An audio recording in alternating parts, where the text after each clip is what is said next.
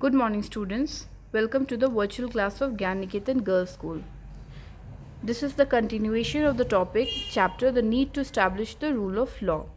In last video we have studied about that how the laws are formed, and we studied about certain laws that was formed in our country and the process through which those laws were formed.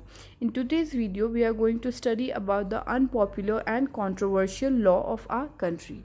See, sometimes there are certain situations where the parliament passes a law and that turns out to be unpopular among the people.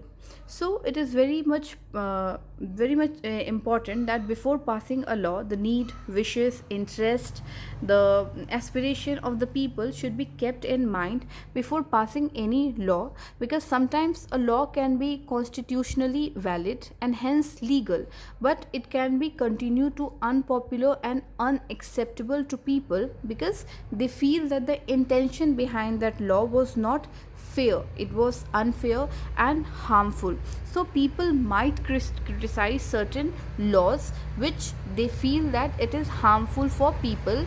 And how do they criticize those laws?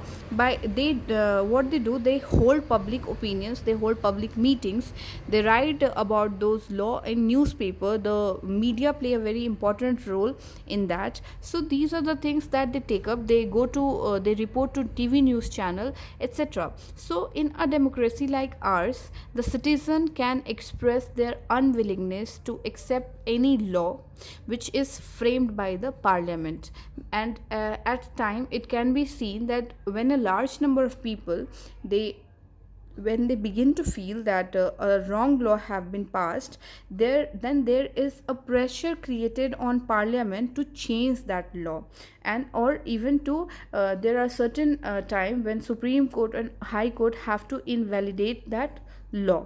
So law emphasizing the fundamental change might evoke the sharp response from the affected community or group, and these affected community and group, they give their response by criticizing those law, by protesting against those law and holding public meetings. So for example, there was a law which was passed about reservation of OBC. 27% of seats would be reserved for OBC in higher educational institution.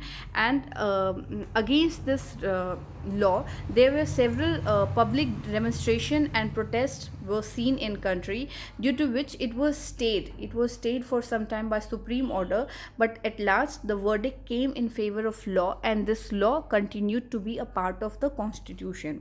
So a law which favor a group at the cost of other group are likely to be controversial, and it is criticized by people at every cost. So in case of a citizen or a group of citizens that feel that a particular law is not fair, they can move to court or decide on that issue.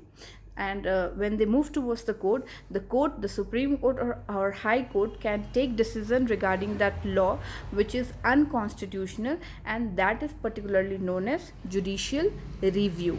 Now between 1950 to 80, there were about 22 laws which were invalidated by supreme court, which was passed by parliament but it was declared as invalid by supreme court. For example, it was 1950 Bihar Land Reform Act, 1970 Bank Nationalized Ordinance. These were unconstitutional law which was passed by parliament, but later it was invalidated by supreme court. And here citizens play a very important role in proper functioning of a democracy by keeping a watch on the ministers, the MPs and MLAs. They keep a very sharp watch on these people, on these ministers, that what are they working towards, what are they doing. And if any wrong is done by these people, they start to criticize these people, they start to criticize the ministers, they start to criticize the negligence of